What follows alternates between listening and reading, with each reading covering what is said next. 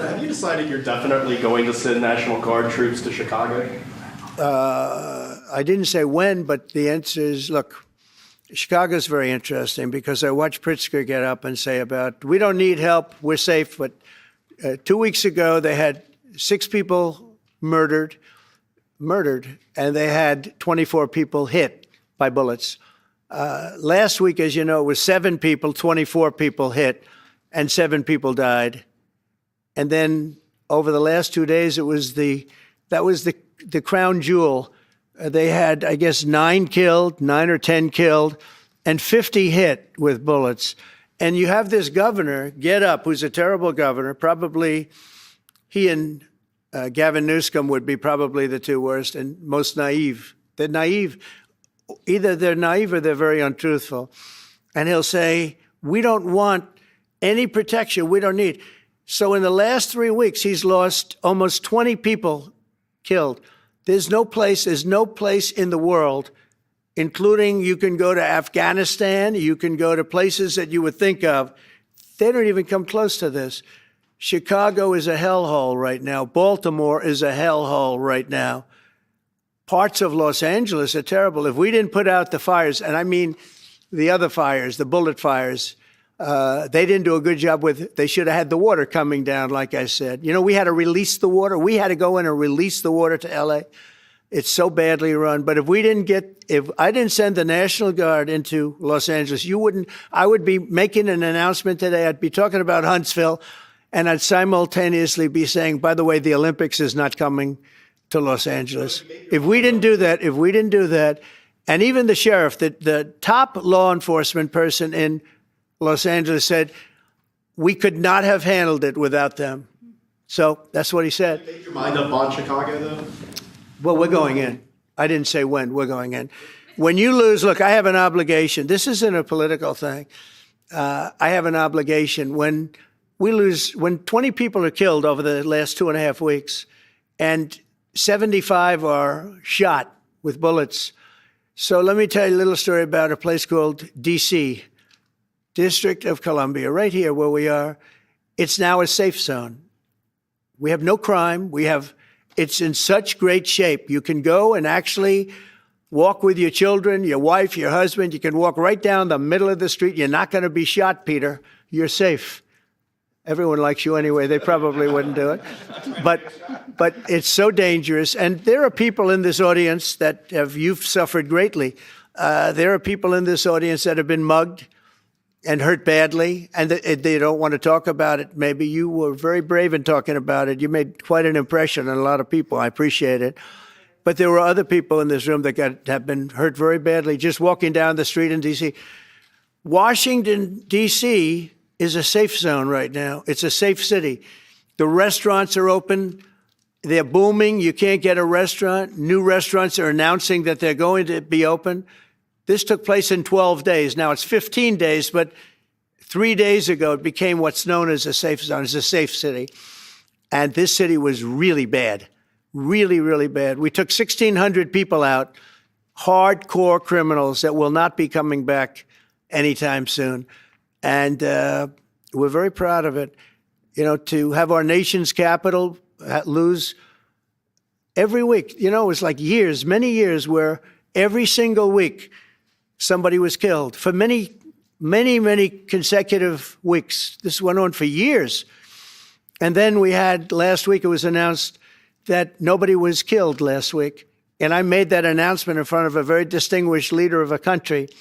And I'm saying proudly, ladies and gentlemen, nobody was killed in Washington, D.C. this week. He looked at me like, what's that all about? I say, yeah, we have a little bit of a crime problem. And we don't have a crime problem in Washington anymore. And the mayor has been very helpful, and the police commission has been very helpful, and it's been a great team. And I would love to have Governor Pritzker call me. I'd gain respect for him and say, we do have a problem, and we'd love you to send in the troops, because you know what? The people, they have to be protected. I saw today on one of your networks, not a friendly network, really the opposite, I would say, very unfriendly network. And they interviewed about 12 people on this morning. Most of them were African American, who were black. and they were saying, please, please, please let the president send it. These were people from Chicago. Please, we need help. We need help. We can't walk outside. We're petrified. If the governor of Illinois would call me up, I would love to do it. Now, we're going to do it anyway. We have the right to do it because I have an obligation to protect this country. And that includes Baltimore. I saw where Governor Moore was asking me to take a walk down the street of Baltimore. Well, Baltimore is a very unsafe place. It's rated number 4 in the city, one of the most unsafe places anywhere in the world. But, we took care. This was a beautiful thing that happened in Washington because we showed that it could be done. And this wasn't just sending big, strong guys, and they are big and they are strong. We had a great decision from the Supreme Court that had to do with sort of talent. It had to do with you are put down based on merit. You can hire based on merit. So merit for a soldier or for a policeman is strong, physically fit, having a certain ability, not a person that is woke and got the job through woke, but wasn't strong enough to lift a gun out of the holster, et cetera, et cetera. No, I looked at the police. As you know, last week I went over, we had a meeting there had to be 300 people, and they were all very impressive looking. And when the bad guys see them, they're not going to do a thing. And so I'm very proud of Washington. It serves as a template, and we're going to do it elsewhere. But Chicago is certainly going to be high. I would love to have him call. I would love the governor of Illinois. I'd be honored to take his call. All he has to do is say, sir, we need help. It's out of control. And everyone knows it is. He's not kidding anyone. I would love to have, I would say, Governor Moore call, because I watched him over the weekend trying to explain that Baltimore, what they need is housing. No, they don't need housing. They need to get rid of the criminals. These are hardcore criminals. We took many people off the streets of Washington, D.C. They're hardcore. They're not going to be good. In 10 years, in 20 years, in 2 years, they're going to be criminals. They were born to be criminals, frankly. They were born to be criminals, and they're tough and mean, and they'll cut your throat, and they won't even think about it the next day. They won't even remember that they did it. And we're not going to have those people. Washington, D.C. is now a safe zone. It's a safe place. And you can walk, Katie, you can walk right down the street with, by the way, one of the biggest human beings I've ever seen, which is her husband. He was a football player for like 11 years in the NFL. He's a big person. But big doesn't mean anything when they have guns and when they have knives and everything else that they have, right?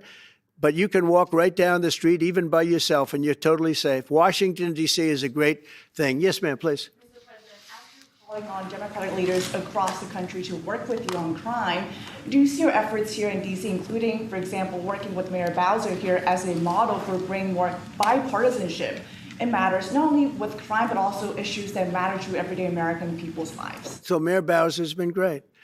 She could have taken the thing, and then after I clean it up, they'll take credit for it. You know what they do is they take credit. Like, we cleaned up Los Angeles. We did a great job there. And it was overwhelming what was going on. And again, the police chief made a statement that we could not have done, there's no way they could handle it. You saw what was happening out there. It was going to be a disaster. We stopped it cold. If we didn't do that, would have been a very sad day. And remember, we have the Olympics, we have the World Cup, we have all these things coming, and we have 250, all of these things coming. But I watched Newsom get up and say he's doing a great, we're the ones that did it, and that's okay, whatever it takes. But the main thing is but he got up and said, we did it.